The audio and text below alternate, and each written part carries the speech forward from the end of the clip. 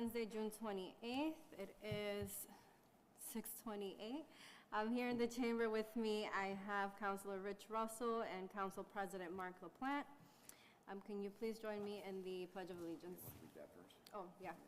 Let me read the Pursuant to Chapter 20 of the Acts of 2022, this meeting of the Personnel Committee is being conducted both in person and via remote participation. A reminder that persons who would like to listen or view this meeting while in progress may either attend in person here at the chamber or use our Facebook or YouTube access channels. If you can join me in the Pledge of Allegiance.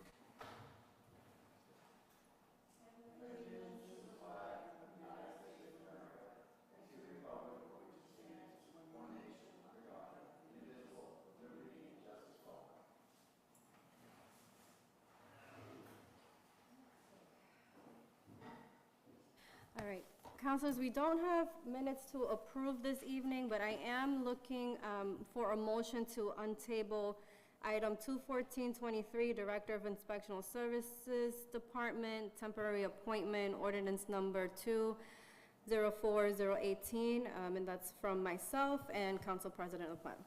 I'll make the motion. There's a Second. motion has been properly second. Discussion? All those in favor say aye. Aye. And the ayes have it. So we are, the council is in a unique situation right now, councilors, and for those watching at home and in the chamber. We, unfortunately, our HR director's last day was today. And so she is not here with us. She did send down prior 7 applications that we have received for the ISD director position. And at this point, we are needing to review these and scale them and see and figure out that process. We spoke to the clerk and we're looking to create a matrix list to determine criteria and qualifications of these 7 individuals to see how we're going to move forward with this. And this is what I have right now, and we don't have anyone from the administration tonight that can talk or help us through this. So that is what I have for right now. If there's anyone that would like to add. Madam Chair, I've got a question. It may be worthwhile to ask somebody in the administration who is the acting or who is going to be working now that Ms. LaGreca has left us. That might be, and so we need to, I would imagine, would want to work with that person so we can make some order out of this chaos. I'm with you. Can I get a motion to send correspondence to the mayor's office in term to figure out who is the interim or acting person for the personnel department? I'll make the motion to send correspondence to the mayor to find out who's running the personnel department in the temporary cases. Motion has been made. Is there a second? Second, I would encourage them to contact you directly on that and not wait, and maybe just a phone call or a text or somebody, so we don't. So do we need to do You can if you want. You can make it official with us, as you know, Madam Chair, but it could be as simple as you making a phone call over there and say, listen, we got personnel stuff, who's helping? Yeah. And then they need to contact you. Okay. So there's a second. All those in favor say aye. Aye. So just to make it official, I'll contract them, but now we have it in our minutes that we are going to contract them. I'm also looking to get a motion to send correspondence to the city attorney as well for some guidance on this. Can I have a motion for that? Madam Chairman, I'm happy to make the motion. Can you just kind of give an idea of what, just guidance as far as how do we select? Actually, sorry, Council President, actually scratch that. We'll see what the mayor's office says first. Okay. And, because it might even be the city attorney who, for all we know, that may be helping. So I'm going to wait until we get an answer from the mayor's office. Is there? Madam Chair, would it also be in order to maybe in the conversation with the mayor's office that you regularly get these documents so that you're kept updated maybe as often as weekly. I don't know how much or how many of these things we get a day, but maybe whatever you're comfortable with, but making that request. Yes, yes, that is in order, and I think that's a great idea, so we don't lose track of this process, and we know that we're going to need an ISD director sooner rather than later, so anything to help move this process along, given the situation that we're in. So I will definitely include that. Okay.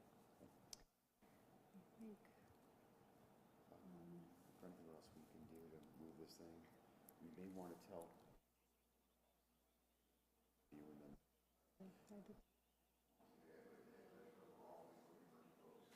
I mean, use whatever Yeah. medium we got, right? So, yeah, so like, Where's the job posting right now? Do we have that? Is that? then yes, we have the job posting, we have the ordinance.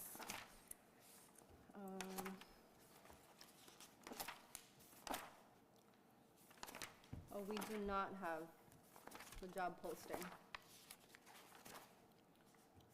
So, Madam Chair, I mean, my recommendation is to let the public know that this council's open for business when it comes to trying to fill this position. We're going to do, I would imagine, as aggressive as a search as we possibly can to try to find the best qualified candidates to serve our city. And that if individuals, I mean, we should be using whatever medium we can to try to get the word out that this is open. This is coming from the council. The council is actively looking. And this committee, your committee, Madam Chair, is the committee that's going to be spearheading this and making recommendations to the full council.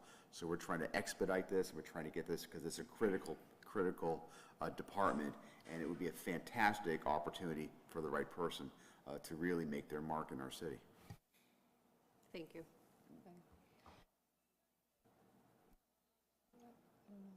So Council President, to your point, we do have 7 applications. I will make the best effort to help advertise this position, and I hope that my colleagues on this committee can help too. It might be even a good idea to post a link on our city council Facebook page.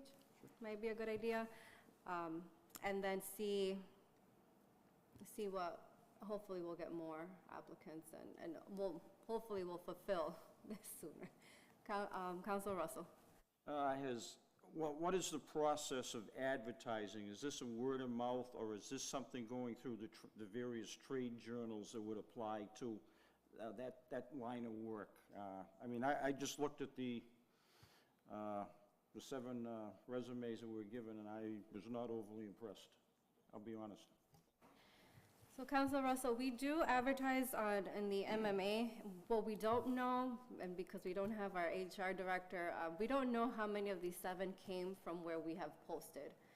It would have been helpful to know that, but we don't, and I wish I had an answer. But I do know that we have posted. I know it's on the city website. It's on I mentioned MMA.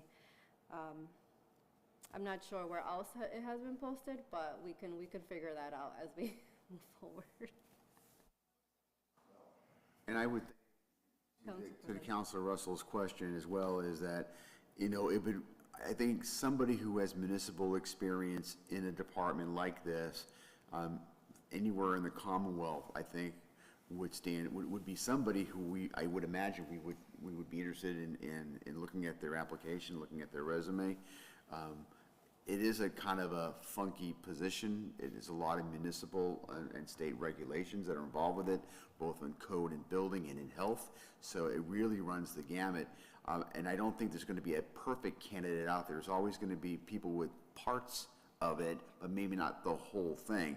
And so if you are a good candidate with several of the parts, that I think, would be really interested in learning more about that individual and how we can bring that individual on and bring them up to speed on those final parts that might be required.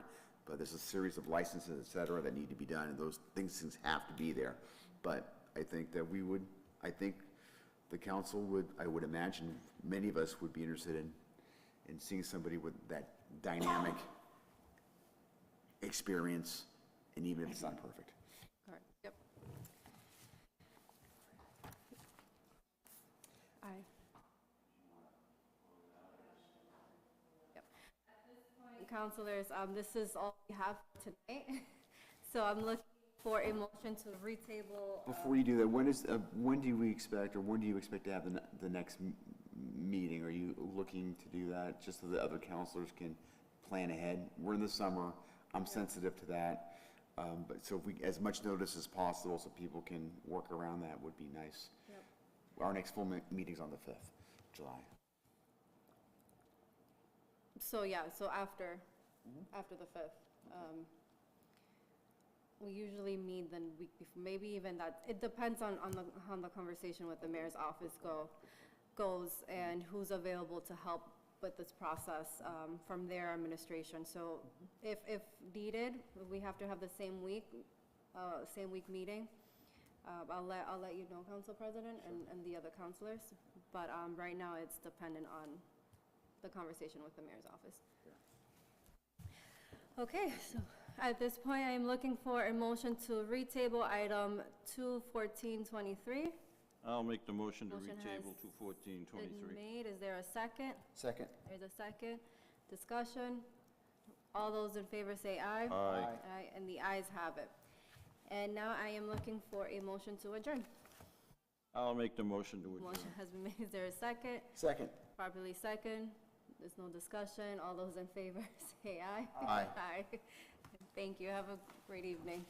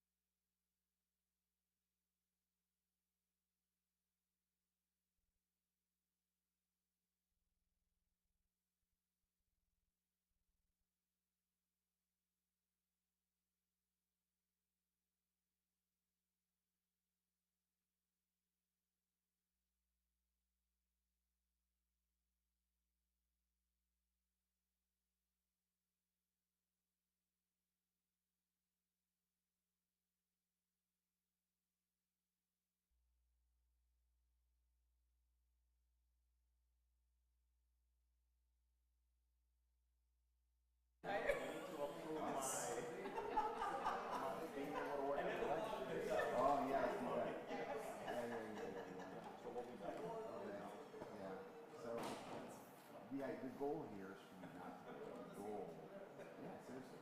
I mean, if I was king, I'm not, it's to bring on city employees abroad in, like, Yeah, my printer was not working last minute, so I was hoping.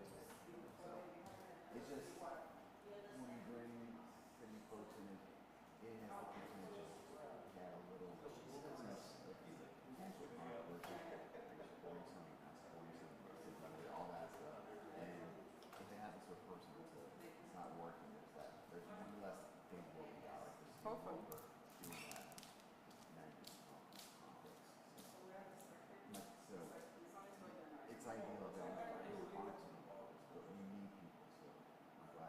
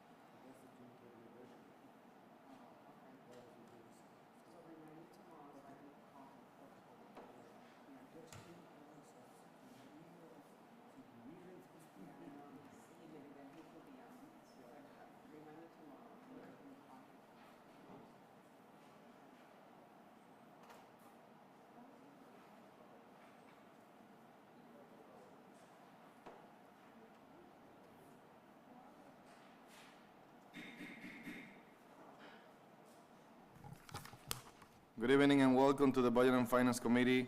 Today is Wednesday, June 28, 2023. Voting members, to my left, we have Councilor Large Ana Levy, the Vice Chair of this committee.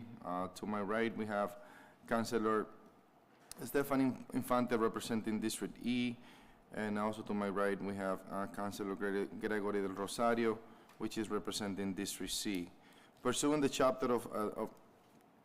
Chapter 20 of the Act of 2022, this meeting of the Budget and Finance Committee is being conducted both in person and via remote participation.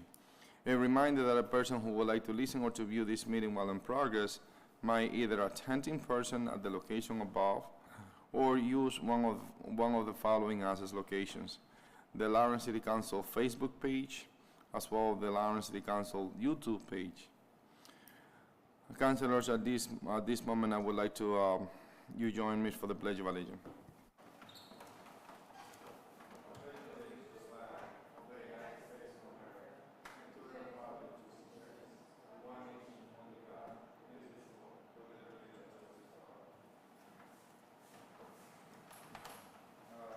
We have a minute to approve at this point, and we have a few items on the agenda. The first item that we would like to discuss tonight on top of the agenda is item 21123, which is the authorization to spend funds, grant fund of $10,000, ECCF Summer Fund. Ederly Gonzalez, the Recreation Department Director, is here with us.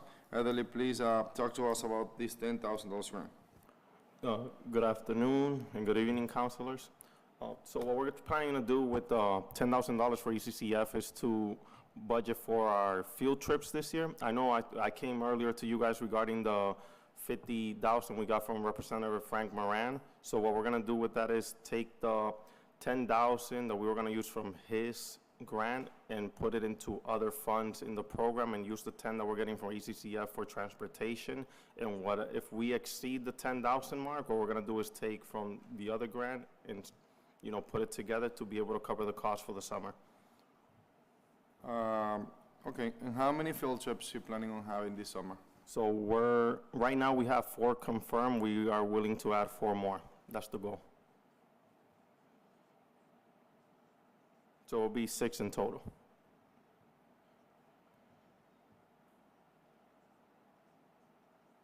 Councilors, any questions? Councilor Infante. Thank you, through you, Chair. Director, the other funds that you just mentioned, these are new programming or new things, new activities, or is it are you looking to allocate the money to the activities and the planning that you already have in place for the summer? So it's to add more to the plan that we have in place. Now that we have these funds, we can actually allocate that money and buy more equipment for the summer program and organize more things for the kids instead of just, you know, limiting to what we had before. Thank you. Yep. Councilor Levy. Hi, good evening. Can you mention the different programs that you have right now, please? So right now, with the summer program on Mondays and Wednesdays, we go to the Lawrence Boathouse. On Thursday, we're gonna collaborate with the library so they can go, they'll spend the day in the morning at the park, but then in the afternoon, we're gonna go to the library where they'll, in collaboration, they'll have like reading club, they'll have different activities at the library, and some of them will even watch movies at the libraries. On Tuesdays, we're a full day at the park, and on Fridays, we have field trips. So what about Wednesday and Thursday? So Wednesday, we're at the Boathouse, and Thursdays is split in half. So Thursday mornings, we're at the park where we have arts and crafts. We play games. We take the kids to the playground, depending on the park that it is. So in the riverfront that is in South Lawrence, they have a playground. They have the Boathouse nearby, and they also have tennis courts and basketball courts, so they're more accessible to go to the tennis courts and basketball courts in South compared to the kids in North that we're right here in the North Common. They go to the playground, and we have kickball and different activities like throwing the football to stay at the park, because walking to O'Neill and separating the kids is a bigger challenge when we have to have all the staffs in a perimeter to take care of the kids. And the program run from what time to what time? The program runs, drop-off is at 8:30 a.m., program starts at 9, and it's from 9 to 3 p.m. How many children are you expecting this year? So actually, I did the count this morning, and you guys are gonna be, we're back to pre-COVID numbers, so right now we have about 245 kids signed up. From what age to what age? 6 years old to 14 years of age. Okay, thank you. No problem. Councilors, any questions? All right, the councilors, at this point, I entertain a motion. Motion to send to the full council with a favorable recommendation. So move. There is a motion on the table, properly second, discussion. All right, I call a question. All those in favor, please say aye. Aye. The ayes Aye. have it. Thank you. Thank you, sir. The next item on the agenda is item 22623, which is the Leahy School additional loan order for the amount of $12 million. It was put together by Mike Iannello, our CAFO. Mark, please talk to us about this $12 million additional loan. Well, as counselors, in your package, you have just a cover memo from me as to a $12 million loan order. Attached is the loan order itself, the required CAFO certification, my CAFO certification. There's a memo from the superintendent and from Mount Vernon Group Architects. We also have some representatives here to explain the actual reason why we need the $12 million. I'm just explaining the documents, and I'll let them get to the details. But in essence, the loan order, we're asking for $12 million more for the Leahy School, which would bring the new total for the project from $102 million to $114.2 million. My CAFO certification, if you read the next to last paragraph, in my CAFO certification, I am qualifying my opinion that we can afford this without any impact to services. The caveat is we're going to either need to increase the tax levy, or we're going to have to use substantial reserves, free cash reserves and other reserves to fund the excess loan capacity, if you will, because we do not have a debt override for either the Oliver School or the Leahy School. We're actually, we're committing to paying for it out of existing resources. So we can do that, but it may require a tax increase at some point, and certainly a use of reserves, just like we just passed our budget last week, and we are using some of the free cash reserves to offset the debt service on these schools in particular. So there's a memo, as I mentioned, from the superintendent, and a memo from Mount Vernon Architects, who can speak about the specifics of this project.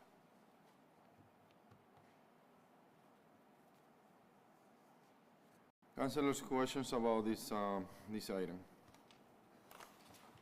I have a few questions. I have one question. Councilor Levy? Thank you. This amount was not included on the budget. This 12 million is an additional requirement to complete the project, and it's not our existing budget. We haven't borrowed for all of these schools yet, so our existing budget with the debt service line item in our existing budget contains all the debt service for. Well, we did borrow for the Oliver School and a portion of the Leahy School, so it does encompass some of the debt service for that, and along with the police station. But we will have additional debt service next year and the year after and the year after. For about 10 years, we're going to need to subsidize the operating budget with free cash reserves or additional tax increases to cover that debt service applicable to these three projects. But we requested $40 million. That was for 15 million we did for the Oliver School. the Oliver School. Additional bond authorization. So and we this is requested additional 12. another $5 million for the police, no? The police we did with free cash and/or transfers, so we didn't use additional bond capacity. And for this project, we haven't requested any increase So after we approve of that? Because I think so that we did some requests, no? This is the 12 million for the Leahy School is what I'm asking for here, what we're required. And just a note, the 12 million, the MSBA does not share in any cost increases. So this whole 12, we have to pay 100% of the additional 12 million. Same as the Oliver School, there was an additional 15 million we had to pay. We had to borrow, authorized to borrow, and we'll have to pay 100% of that 15 million additional expenses. But the same question that we did for the other one. This is practically the final request, or this is the final amount? Or there is something being missing here, like we did have it before, that we have to reduce it from the 20 million that you were asking for to the 15, so this is Yeah, flat. yeah, I understand the question now. The Oliver School, originally they requested 20 million because they didn't have the bids in yet. We had to get, the bids are only good for 30 days, 45 days, something like that. So in the Oliver School, they estimated what they thought they were gonna need based on the cost increases that they saw coming. And so we came down to the council to borrow up to 20 million. Although we only, and then you ended up reducing it to 15 million, but we were only gonna borrow what we needed anyway. And it's the same, in this case here, the bids have been received. I think they're good for another 30 days. That's why we're trying to get this on the agenda right away, so that we can award the contract to this bidder if we get this additional 12 million. If we don't get the additional 12 million, I'll let the OPM and these guys tell you what the consequences are, but I imagine we'd have to, the whole MSBA would probably squash the project or. How many did we receive it? How many? We received 3 for this project too? How many bids? Yeah, okay, yeah. 2 construction bids, yes. I think it's included in the superintendent's memo. He explained, I think there were 2 bids, and of which there were only 344,000 apart. It's on page 2 of the first paragraph of the superintendent's memo on page 2. It says the Leahy School project received 2 bids. The low bid was 91.4 and the highest bid was 91.7. There were only 344,000 apart. So the architects and the OPM don't think it's worth trying to rebid it. It sounds like we have a pretty reasonable bid.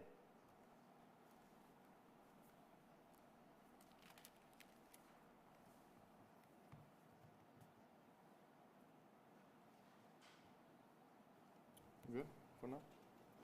Councilor Infante?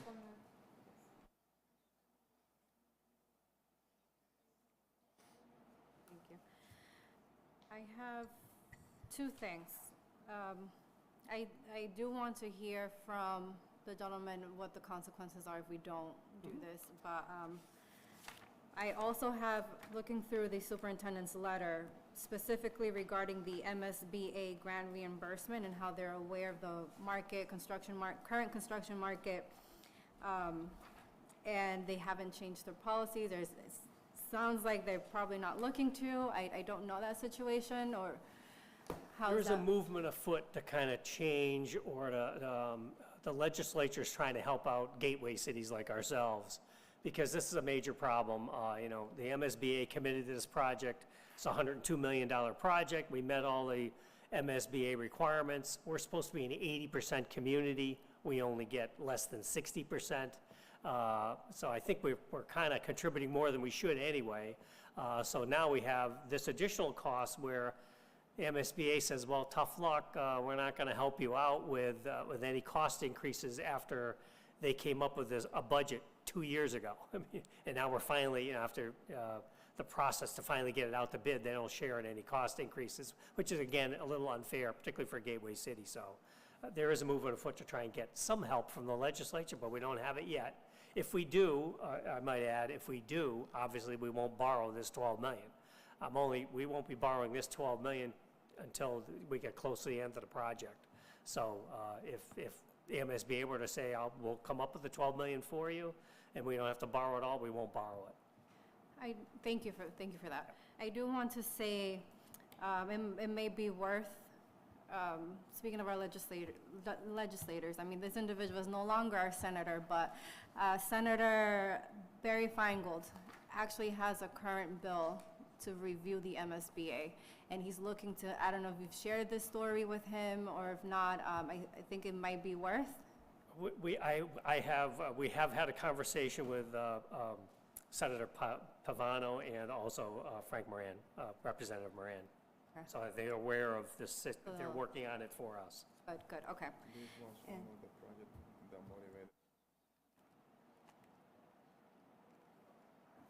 And my second question is, what would be the consequence if we don't allow, we don't authorize this loan? I'll let Let's Adonis open the or- floor to all of them so they can explain from point A to point B. Sure. Good evening, Councilors. Alanis Hernandez, Chief Operating Officer, Lawrence Public Schools. I live at 13 Pembroke Drive, Lawrence, Massachusetts. So, here we are again, and thank you for having us. We received 2 bids. We're going with the lowest bidder. This is different than the Oliver, where the Oliver has a CM at risk. We're doing the design build. The design bid build for this project, so we go with the lowest bidder. The bids came up actually a little bit higher, so we're only requesting the $12 million because we have enough in the contingency that we can cover the rest. The project can cover the rest. In terms of the MSBA reimbursement, Before you continue, you just mentioned that the contingency was able to cover the rest. What was the rest? yeah, so on the memo here, the total additional request would have been $12,054,886. We're only coming for $12 million because the $54,886,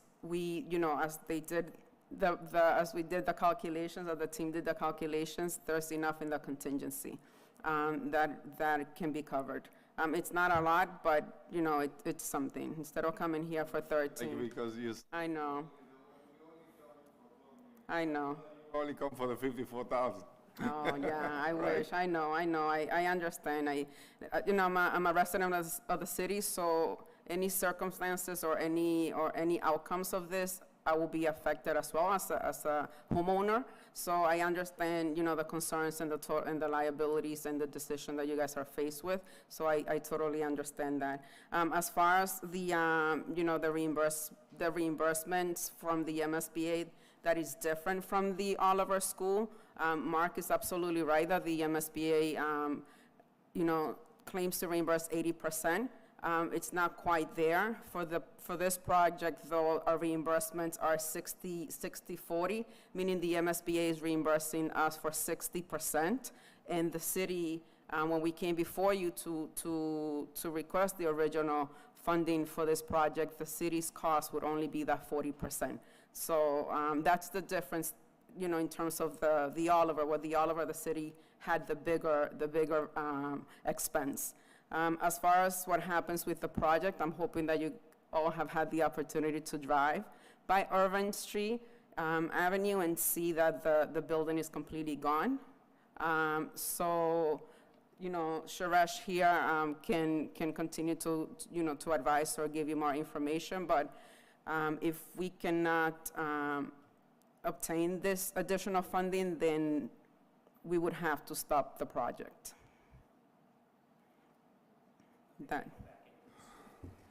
Right.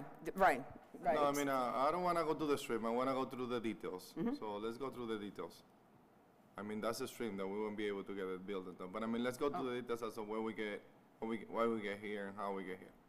Yeah, so, I mean, it's not the extreme, it's the reality, right? The building is gone, we demolished the building, there's nothing there, just gravel and sand. If the MSBA, we update the MSBA, the team updates the MSBA constantly. So when we went through all the value management that we could do for the project very early on, around the 60%, 90% city design phase for the project. We cut back over $8 million on the project already. understanding that the escalation, were increasing, or that the escalation for construction were high. So we were closely, the team was closely monitoring, all that information along with the MSBA, informing the MSBA. And when we received the bids, and when we've gone back, and the team has also monitored other projects that are happening across Massachusetts, construction projects, it's the same trend. Every project is coming in higher than what it was 2 years ago estimated. For the same reasons that you heard for the Oliver, construction materials is higher, steel, electrical, windows are coming in 40% higher than they were once, that they were ever, and especially around the time when we came, when the team did the original budget for this project. So that's the reality as far as why we're here today. And yeah, happy to introduce Suresh Bhatia, who's here from Mount Vernon, and also we have the architects here as well. By all means, of course. Name and address for the record, please. Suresh Bhatia, Atlantic Construction and Management Inc. We are the owner's project manager for the city of Lawrence for the Leahy project. Good evening, and thank you for giving us the opportunity to talk to you. This has been an unprecedented time for the last 2 years since COVID. We trying to get contractors to bid projects is getting more and more difficult. They are so busy, and there's shortage of labor and shortage of material, and they don't want to take any chances. So it's kind of even difficult to say. We could always had a pulse on where the cost will be going, 3 to 4%, 2%, in that range. Every year there was the escalation that was happening, and certainly this happened. And what's happening is, like in the last since 2023 start, the plumbing prices for fixtures has been increased 3 times. 3 times, so you can't even predict what's going to happen tomorrow, because the factories just keep increasing the prices. And even we have been in consultation with the MSBA that they instituted a program monitoring all the projects going back to last fall, when these things were happening in all the communities across. And we came up with, where things are going, how they are going, and almost every municipality was going back and getting more funds. So to MSBA's, side, that they did go back last October, a year after we got approved, they increased some of their, funding levels only for projects that were getting approved in October 2022. We got approved in October 2021, so we didn't qualify for that. And they also have their per square foot cost. That's what they give. So it's not like they will give you, they don't give 80%. They say 80%, but it's never 80%. So one of the things that we have been, communication with other owners, project manager, architects, and MSBA, that when projects were getting bid, they specifically asked us, because there were 4 projects bidding around the same time, the same week, and they said, let's stagger them. So everybody in every town was staggering them. There was a project in Watertown, $150 million project, 2 bids. In town of Concord, $85 million project, 3 bids. In Hingham, an $80 million project, 2 bids. So that's become so common, and it's the same limited number of contractors who are qualifying to bid those kind of projects, because they're not available. There are only few contractors available. That's the other problem. So that's what we have been facing all along. You can continue.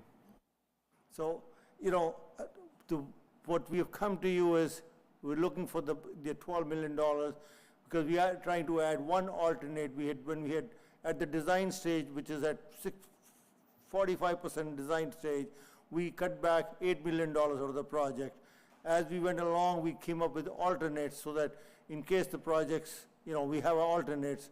So we're not even accepting any of the alternates, except for one alternate, which is our snow melting system up on the roof, because this project is unique.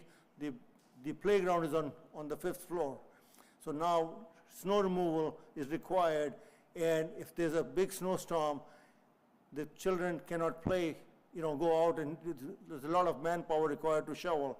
So we had put in one of the alternates as number one was the snow melting system, so that the snow can be melted automatically using mechanical, heating systems.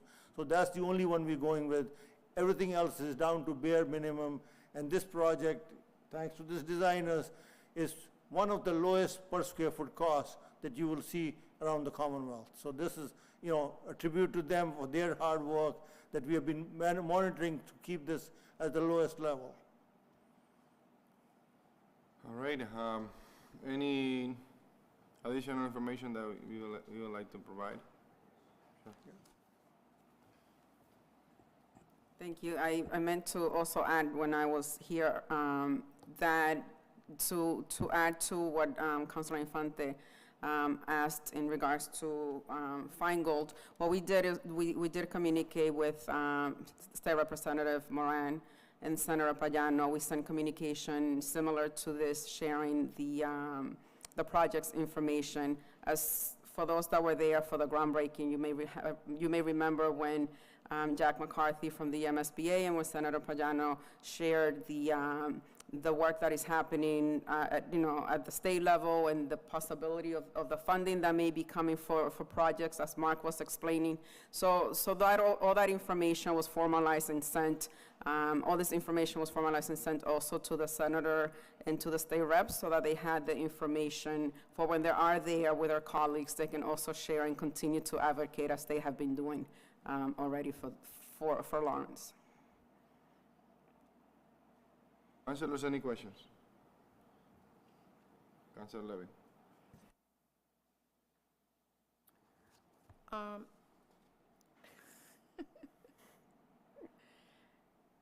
I just remember that when you came the last time, we talked about contingency, but when we approved this project.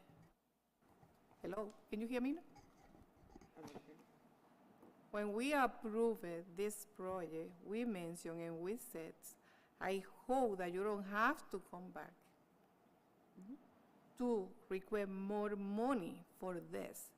And we hope that the amount that you were requesting at that point was really the amount that we will approve without not getting more. We know and we understand about increase. Huh?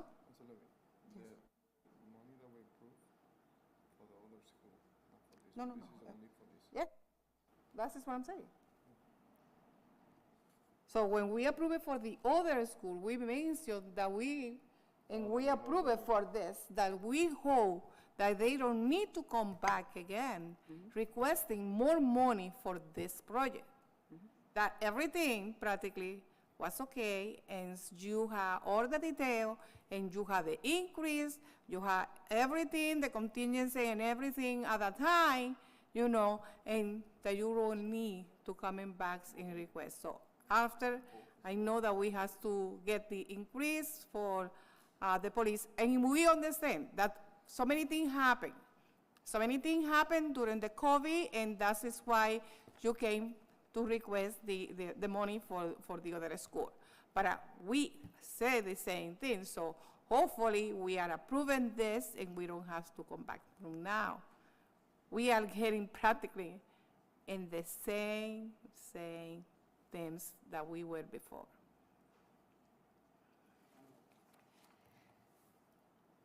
Councilor, No. Okay. Councilor, you still have the floor. Yes, thank you.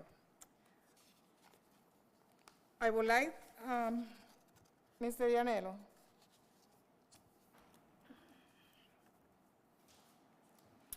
so you said and you mentioned, thank you. You said and mentioned that if we approve or we're gonna use an increase on the tax levy, or we're gonna use the reserves to fund this additional project cost. What it will be, like practically, your recommendation in this case, in case that we approve? Well, I think that the plan is to, we Fortunately, as you know, we have quite a bit of free cash because of the ARPA funds were turned into free cash, but we've been using a lot for a number of different purposes. But we'll have to plan on using those reserves to subsidize the debt service, so we don't have to have a tax increase. But at some point, we're probably going to need a combination of both, depending on how the next several years go. Like I said, we really, it's going to take 10 years before the existing debt service for other projects that we have kind of falls off the debt schedule, and we can fill it with this new debt. But we are going to be over budgeted for the next 10 years in our debt service, more than we can afford. So we're going to have to either use the reserves, or we're going to have to, we do have an excess tax levy capacity of, it's now $13 million. So there is plenty of room, if we had to increase taxes so we can pay for everything. We have to pay for our debt. Once we borrow it, we have to pay for it. But hopefully we'll be maintaining reserves and be able to use our existing reserves to kind of subsidize the debt service. But if we do run out of reserves, we'll have to increase the taxes for those out years. So if we use the reserve, we have to increase taxes. Well, we're going to use the reserves, and if the reserves are depleted, we're going to have to increase taxes to pay for this additional debt service. Thank you. I'm going to let you guys. Councilor Rosario. To piggyback right what Larry was saying, I was one, they asked that question when there was an increasement on the other school, and I say, so we asking for more money for the school, and what's gonna happen with the next one? And it's on video, they say, well, no, it's just this one, we're not expecting anything to change on the other ones. I asked the school, and it's sad to say that some people will be affected if the taxes increase, but not everybody make $100,000 or over that limit. Where I live, not everybody is making over $100,000. So we got to think of that too. And this is now, and I understand. And one thing that I don't like is just when they put us against the wall to make a decision. They've been monitoring all this throughout, and they did not come to us prior. And now we're against the wall. There's no school. It's completely demolished. Now we have to approve it, or we have to approve it. They don't give you a leeway. And at the end of the day, this is their piggy bank, the city. But when the city needs something from the school system, they belong to the state. But at the end of the day, they know that we have to come up with it. But they only come here when they need us. When we need them, they belong to the state. We have no say on the school. And the school has the biggest budget. And they don't have some of the money to put in. The city have to put in. They have the biggest budget out of everything else. And I know what they use the money for, but, can they help out? 54,000, but you're asking me for 12 million. Thank you. Well, I think the project is going to absorb the 54,000 and the other line items, but in other words, the school department's budget, their operating budget, can't be used to subsidize a new project. But they have been able to use they can use their operating budget to do a lot of other maintenance at the schools. They can spend up to $150,000 per project per school and use their regular Chapter 70 funds. That's allowable. But anything over $150,000 per project, the city's got to come up with a debt service to pay for it. So, but the school has been very helpful. They're doing a lot of improvements. They've had their ESSER funds that they've been doing a lot of HVAC improvements. Over $150,000, which the city normally would have to pay for, but they were allocating their ESSER funds to knowing that the city's really at its limit. We did there was an override for the Leahy School, and it failed at the polls, so that's why we're here. We decided to fund it anyway. It's a decision that we all made. And so these are the consequences that we have. We're going to have to be really careful with our reserves, and it's possible we may have to have an extra tax increase in there in one of the out years if we run out of reserves. So if we manage our budget well, we manage our reserves well, we could skate this without a tax increase if we can manage our budgets well every year.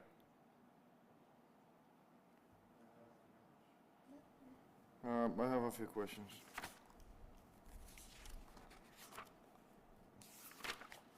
So,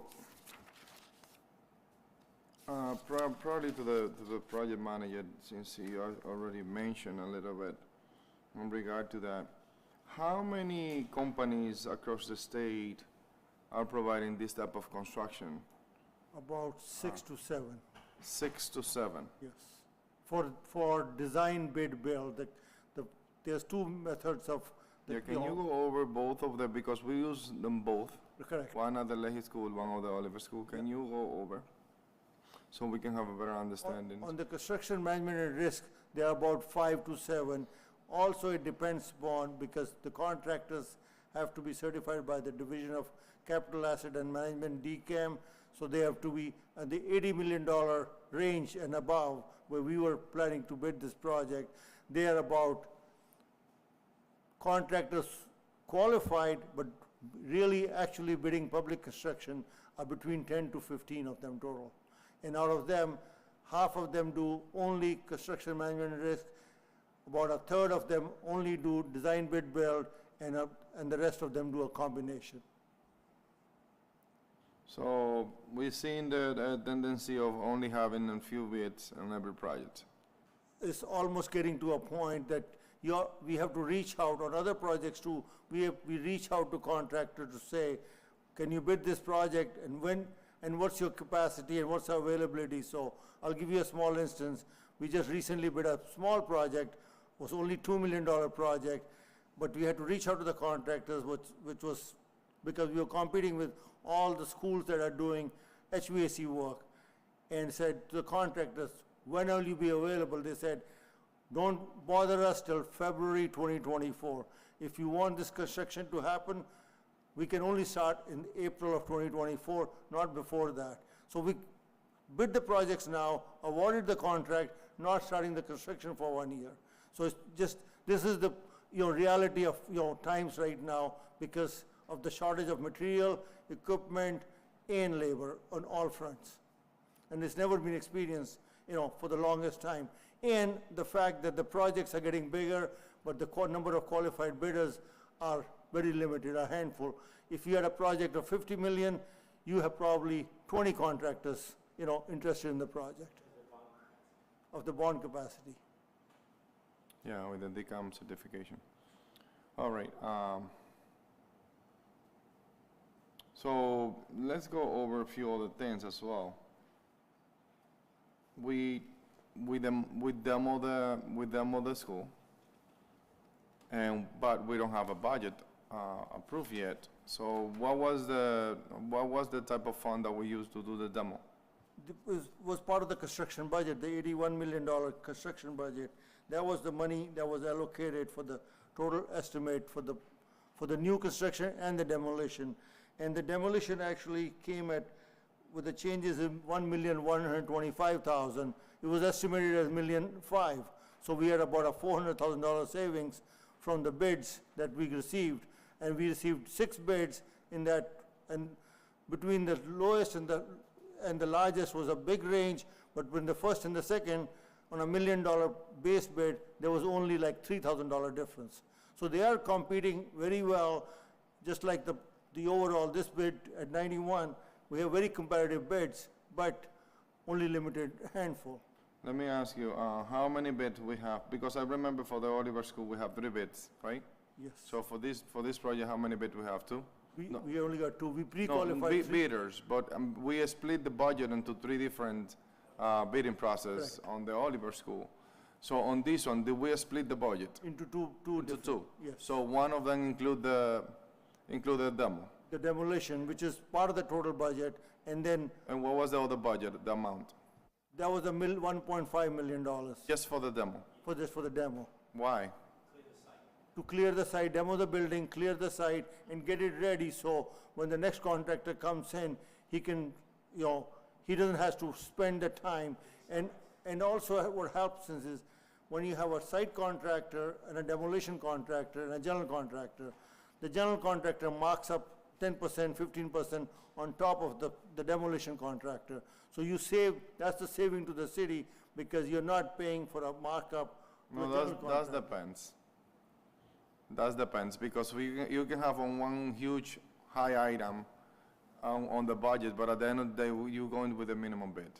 Right. So it doesn't matter at the end of the day, because, I mean, splitting the bid into different, splitting the budget into different bids could cause an increase in budget and can actually produce what we've been discussing today, which is now we don't have a school, now what we're gonna do? And that's not, I mean, at least on the project that I manage, we don't split the budget. We have one main contractor to do everything. We have subcontractors that do all the things, but not necessarily, because, I mean, it's a bidding item.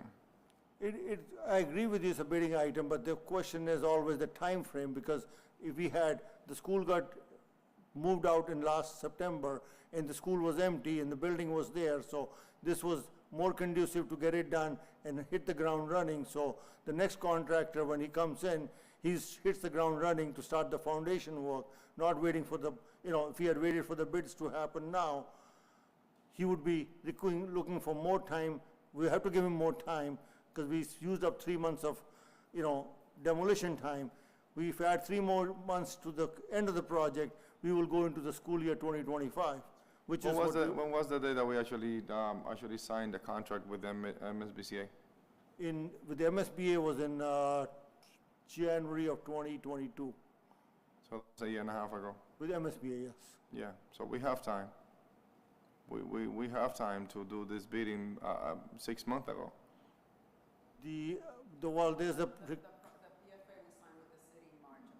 yeah. And then On March of 2022, 2022. right. But then the MSB has a requirement, when can you start the project? Because they allocate the funding, so it's 1 year of design after that, after you sign the PFA. And you see, the thing is like now, on the way that it seems, is like, okay, we have no school, we have $12 million above the budget, we have no choice. Because we had the budget split into two, the demo was included in the first budget. And now we actually did that, and then we have no school. See what I'm coming from? We are in a tough position, because we cannot even negotiate at all whatsoever. We cannot even say, go back and bid again, because prices are going down now. Because price adjustments probably are not the same as when we started, because different factors that we don't have now. Yes, so the, It just come up. We have less than a month that we just received the bid. right. So Yeah, that was what, a week ago or so, right? Like a week and a half, probably? no, in May, the day before Memorial Day, May 25th. Yes. About 4 or 5 weeks ago. Yes. So, so let's talk about the budget very quick.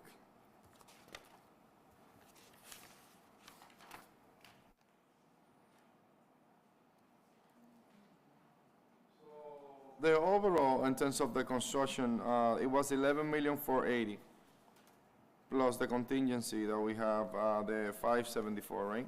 Correct, So that become the 1254. correct. There wasn't a specific item that went completely off on the bidding.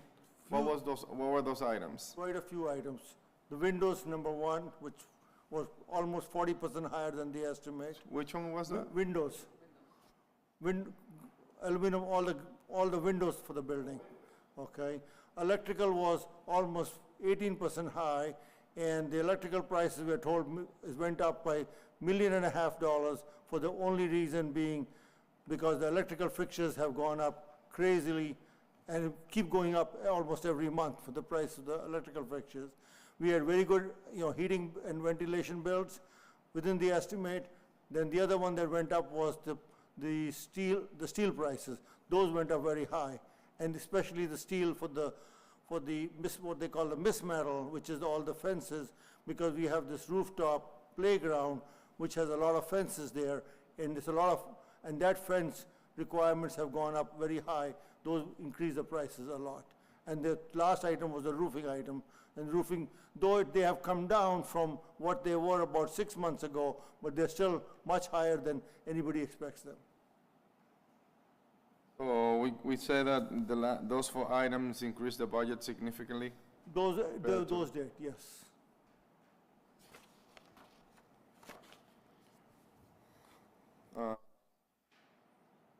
Do we see a trend in terms of the per area, like, or they They pretty much, this is a joint venture between a company from Billerica, actually that's J&J, they were involved with some of the site work at Oliver, and a big company out of Springfield, Fontaine, and Fontaine was the low bidder in Watertown, so they go all over, they bid projects, the companies from Springfield all the way here, they bid all over the state. So in terms of the MSBA, we have no notice whatsoever if they're gonna take part of these on this increasement. So far, it's a no. Yes, so far as no, and the only thing that we heard from Mr. Jack McCarthy at the groundbreaking was that the monies that been, hopefully, is being passed by the legislature with the governor's budget of the additional funds for both Leahy and Oliver, those would be the saving grace. In a special situation. So very quick in terms of the debt service, I have a big question mark.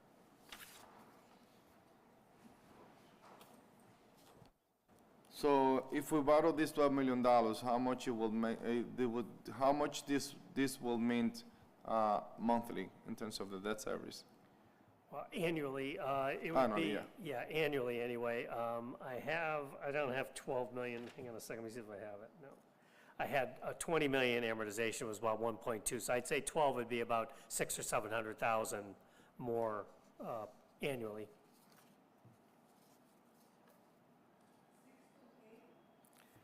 I'd say 600,000 to 800,000, because I have my amortization schedule for 20 million, it's about 1.2 million, and we're only borrowing 12, so it's just a little bit more than half. So probably 700,000 to 800,000 would cover us.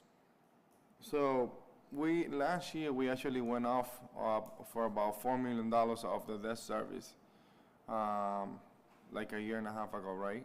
On all the project that we finished paying. We have debt, outstanding debt that falls off every year, if that's what you're getting at. I don't know what the existing debt. We have some of our existing debt, let's see, I have from 23. You know, here's the new one, here we go. This is, so we have, in FY23, we had $13 million in debt. Without these 3 projects, we had $13 million in debt service. In '24, it would have been 12.8, and then it reduces a little bit for, down to FY28 would be down to 11 million. But then when you add the debt service related to the Oliver, Leahy, and the police station, we're adding roughly for those 3 projects in FY23 were 4.9 million, 5 million in '24, 5 million in '25, 5.6 million in '26. It's going to be in FY27, it'll be 6.4 million, and it'll be actually additional 7 million in '28. So you can see these projects are more than offsetting the reduction in our debt service outside of these 3, the Oliver, Leahy, and the police station. So as far as I understand, we have the debt service plus we have an account to fund the extra that we have out of the debt service, right? Well, what we're doing is we're using, our plan is to use our reserves, free cash and/or stabilization reserves to help us subsidize this debt service in the future. Because we need roughly about 5 million a year. So this year we subsidized our operating budget about 5 million and used free cash to make up that shortfall without a tax increase. Next year, we'll see if we can do that. In the next few years, hopefully we do the same thing. But it depends on how long our reserves last. But you can see we're going to need, 5 million for the next several years. And, you know, we only have so much reserves. So if we run out of reserves, that's where we would have to start increasing taxes, if that were So, the case. is that likely that we're gonna be able to get into the point that we have a stabilized debt service that we can afford? I think it's going to take a while. I mean, you know, again, we have, we're going to add another $28 million to our reserve picture this year from FY closing the books this year. So we do have a healthy reserve, but, you know, we did allocate 16 million in reserves for ARPA-related activities. A lot of it was for city departments and so forth, but, you know, we've used a lot of reserves, so we have to be very careful going forward to try and save those reserves, because if we use the reserves up and we don't have it available to subsidize this debt service, that's where we'll have to increase taxes, so. Well, we also think that that is important to use reserve for other things, like what would be maybe the capacity that we'll still have without increasing taxes in terms of using funds for other things other than the school, other than the school and the police? Well, you know, the city's just going to have to be careful over the next several years and how we use our existing reserves. If we save all of the reserves we have for this debt service increase, which is about $5 million a year, you know, in 5 years, that's $25 million. Well, we only have 30, so what happens is year 6, 7, and 8. So we have to just be very careful in, you know, in using and be judicious in using our reserves. We always have to use some of our reserves every year to, depending on the snow and ice. I mean, you know, this year we budgeted $500,000 in our snow and ice budget. We may end up spending $2-3 million, so we have to use a couple million in free cash to subsidize that. And then, you know, I think we did a lot of reserves last year, because I know there's a lot of street work and a lot of sidewalk work that we needed to get done. The city's been way behind on that, so hopefully we have enough, we've used enough of reserves to stabilize everything. And if we do need to do any additional capital improvement projects, we'll put together a capital improvement plan and come back down to the council and borrow for that, so we don't use our reserves for one time. We'll save it over time. Is that on the radar? A capital improvement? Yeah, well, right now, there's nothing that we need, nothing's been identified or come to my attention that we need to come up with a capital plan. With the budget that we just passed, we have another 1.3 million in PAYGO capital that's in there, so we'll be back down to the council, you know, sometime asking for, to fund $1.3 million worth of capital projects. We already have it. It's already in our operating budget. It's required by Chapter 58 of the Acts of 2010 to have that in there. But anything above 1.3 million, we'll come back down to the council and maybe put together a small capital improvement plan if there's additional work that's needed. I think because we had so much with the 16 million in ARPA funds, we recently gave DPW another 3 million for the roads and sidewalks. So I think that should cover us for hopefully a couple of years. Yeah, but if we have a capital improvement plan, that means that debt service is going to increase as well. Yeah, it's going to add to the debt service, but instead of taking 10 million out of reserves to pay for something, we could borrow 10 million and pay, you know, 500,000 a year for 20 years and keep that reserves for something else. On the budget, going back to the budget of the school, is this going to be 100% the project, what the project is? Do we have any type of, like a price adjustment that is going to depend on the market, how things goes? Like on my project, I have steel, I have gas, and I have paving. So if price increase, I'd be affected. Is that something that we have on this type of budget? No, in this particular case, it's because it's a hard bid number, and the contractor has no right to come back to ask for any additional money, other than if he finds something unforeseen condition. Okay, other than that, he cannot ask for any extra money on basis of price or adjustments, any escalation, anything that can come, or labor escalation, he has to carry all that in his contract up front. But it could be a change order too. Everything. And the total contingency, what is the percentage of the total project? The total contingency on the base bid, we originally in the 81 million, we have about $2.5 million, and then we are having $500,000 here, so $3 million total contingency And for contingency. construction. For construction, not for occupy the school in case we need it, right? The school, well, the other funds for the, for the furniture and equipment, there's other, there's a budget for that separate. Within the $103 million, there's a budget for that, Contingency can be used for that as well? Or just for construction? only for construction.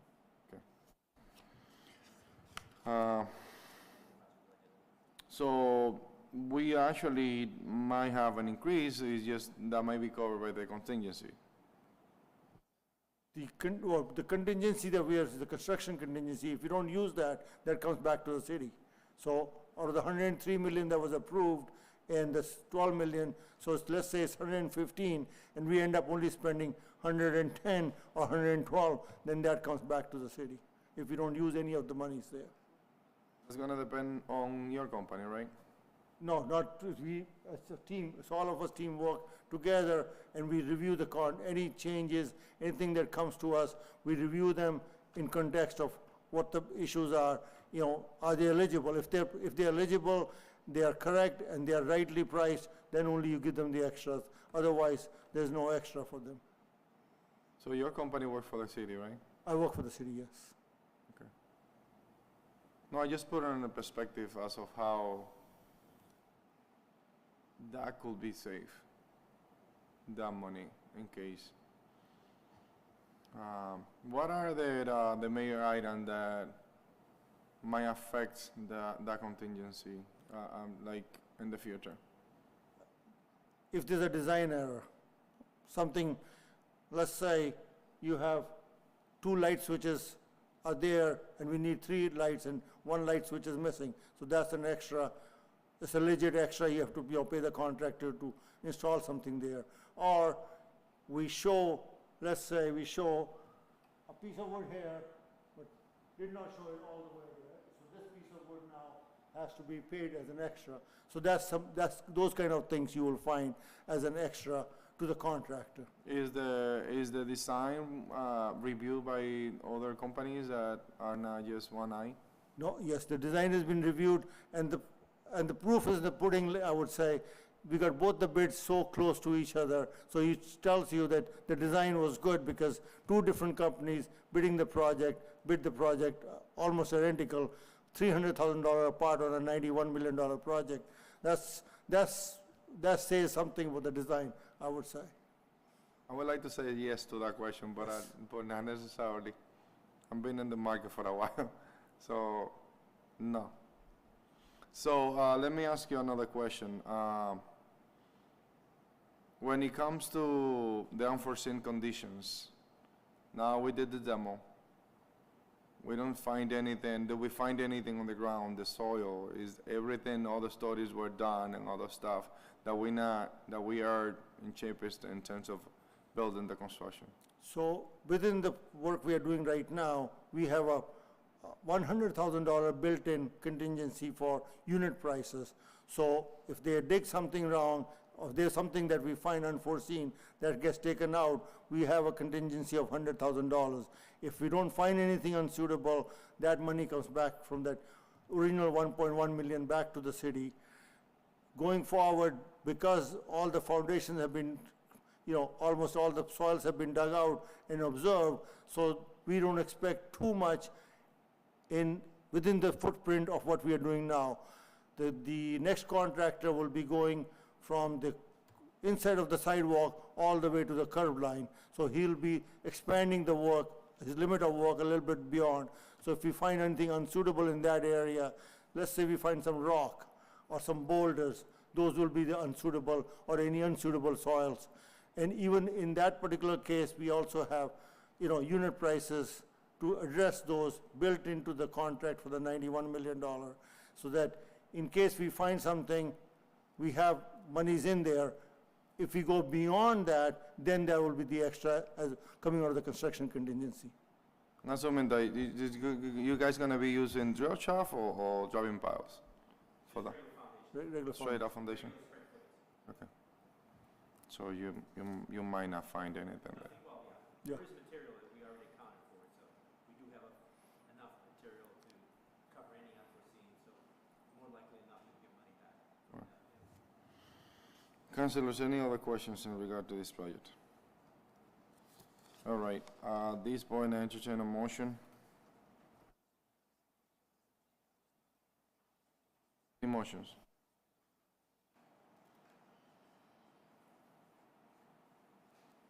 Motion to, motion to send to the full council as a committee report. There's a motion on the table to Second. send it over to the full council as a committee report. It's been properly second discussion. Just for that, for the people that are visiting us, let's explain a little bit what that means. This committee have done enough question, but not enough to make a determination whether we're gonna send it with no recommendation or with a positive recommendation. At this point, we will send that up. If the vote goes as well, we send it up to the full council, and other councilors might have the same questions or similar questions or other questions. And then at the full council, we will make a final determination. So at this point, councilors, any questions in regard to this? I call the question. All those in favor, please say aye. Aye. The ayes have it. So next meeting is expected to be on the Wednesday. 5th? Wednesday, the 5th. Yeah. All right. Oh, we need to And order- that's to order the public hearing. Yes. Okay, so committee report, and then we order the public hearing. They don't have to be there for that, right? Maybe, So they not, should, yes. I mean, They need to to order be the there. public hearing, no, but I mean, the questioning will be Well, to order the around the public hearing, project. So probably when we have the public hearing back, the next meeting is to order the public hearing, so if there's any questions by counselors about this bond, then they need to be here, I guess. Yes. You know, Yeah, they All need right. to hate to be say here. no, you don't know what kind of questions will come up, so kind of have to be here. And then, of course, we'll definitely have to be there the following council so the meeting, next two July 19th. meetings, you guys gonna have to be here. Yeah, they has to be here. All right, thank you so much. Thank you for coming and explain. At this point, councilors, I have no other item, so I entertain any other motion. Motion to adjourn. Second. Second. All right, there is a motion on the table, properly second. All those in favor, please say aye. Aye. The ayes have it. Thank you.